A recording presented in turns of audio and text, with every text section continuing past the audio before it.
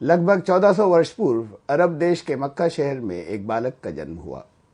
बच्चा जन्म से अनाथ था। उसके पिता उसके जन्म से पहले ही गुजर चुके थे।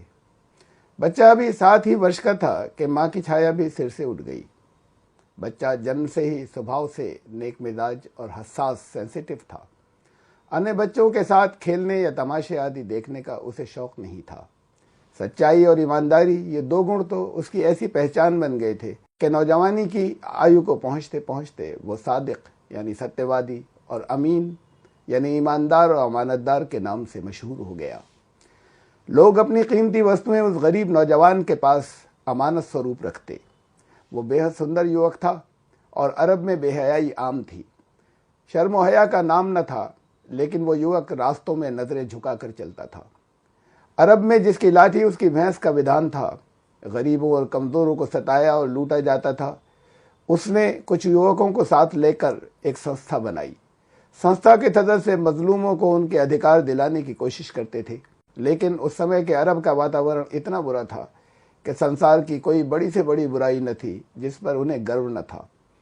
जातीय ऊंच नीच में समाज विभाजित था। लड़की के जन्म पर उसे जीवित ही जमीन में दफना दिया करते थे। बाप के मरने पर माता अपने ही पुत्र की संपत्ति बन जाती थी।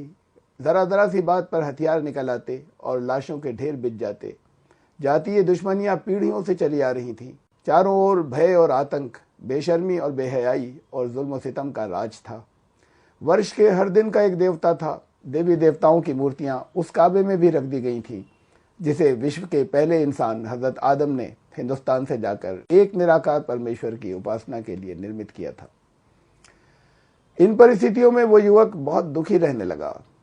वो हर समय इस गम में डूबा रहने लगा कि इंसान को इंसान की गुलामी से निकालकर एक ईश्वर की बंदगी में कैसे दाखिल किया जाए। मन पर बोझ जब बहुत बढ़ गया तो उसने आबादी को छोड़कर वीराने में एक गुफा को अपना ठिकाना बनाया और वहीं ध्यान में लीन रहने लगा।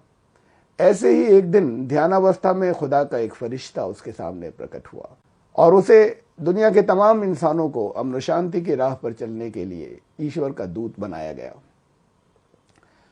सद्ज्ञान की ताकत लेकर वो गुफा से निकला और 23 साल के अंदर अरब के लोग सैकड़ों देवी देवताओं को छोड़कर एक खुदा को पूजने वाले बन गए। जुल्म सितम का खात्मा हो गया। आतंकवाद का नामो निशान न रहा। लोग दुख दर्द में एक दूसरे के काम आने लगे। अनाथों और बेवाओं का संरक्षण करना लोग अपना कर्तव्य समझने लगे। गरीबों के लिए अमीरों की आमदनी में से 2.5% का अनिवार्य दान निर्धारित हुआ। माँ बाप को सम्मान मिला। ईश्वर के बाद सबसे ज्यादा मान सम्मान की हकदार माँ को बनाया गया। शराब और जुए की लानत जड़ से समाप्त हो गई।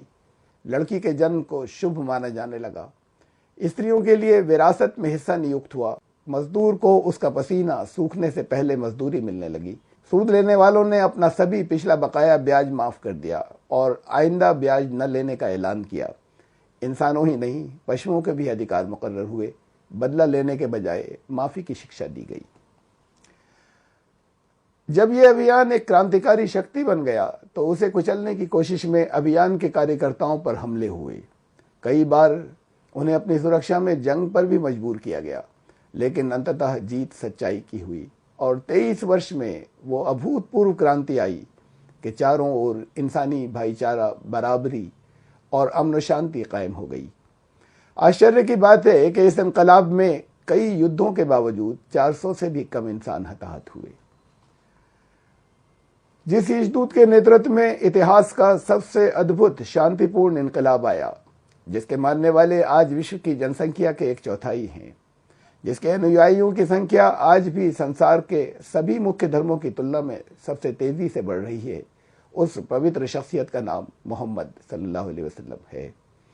हज़रत मोहम्मद सल्लल्लाहु अलैहि वसल्लम ने बताया कि वो किसी नए धर्म की शिक्षा देने नहीं आए थे, बल्कि उसी सनातन धर्म या दीन क़य्यिम की पुनर्स्थापना के लिए आए थे, जिसकी शिक्षा पहले ईशदूत हज़रत आदम ने दी थी और जिसको पुनर्स्थापित करने समय समय पर ईशदूत हर देश और हर जाति में आते रहे और अपने अपने क्षेत्र की भाषा में एक ईश्वर का एक ही संदेश लाए।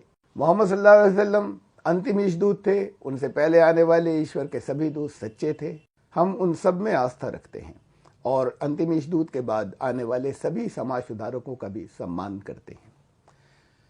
हजरत मोहम्मद सल्लल्लाहु अलैहि वसल्लम अपने जीवन काल ही में इतने लोकप्रिय हो गए थे कि उनके लाखों जानिसार उनकी आंख के एक इशारे पर अपनी जानों को कुर्बान करना अपनी खुशकिस्मती समझते थे। उनके मुख से निकलने वाले हर शब्द को कानून माना जाता था। अरब देश के उस बेताज बादशाह की पत्नी के कथनानुसार उन्होंने जीवन के किसी एक दिन भी 2 समय की रोटी पेट भरकर नहीं खाई। उनके जीवन काल के अंत तक उनकी लाई सामाजिक क्रांति के नतीजे में देश के सभी परिवार खुशहाल हो चुके थे, परंतु स्वयं उनका देहांत हुआ तो घर में दिया जलाने को तेल नहीं था और उनके तन के कपड़ों पर अनेकों पैबंद थे। हमें विश्वास है कि आप इंसानियत के इस हमदर्द और उस पर अवतरित होने वाली पवित्र ईशवाणी के विषय में अधिक जानकारी प्राप्त करने की कोशिश अवश्य करेंगे। हमें ये आशा भी है कि हर वर्ष 12 रबीउल अव्वल यौम रहमत, करुणा दिवस या कंपैशन डे पर, जो रहमतुल लिल आलमीन का जन्म दिवस है, हम में से हर एक ईश्वर की सृष्टि में से किसी न किसी के साथ भलाई, दया और रहमत का सलूक करके उनकी रहमत को आम किया करेगा।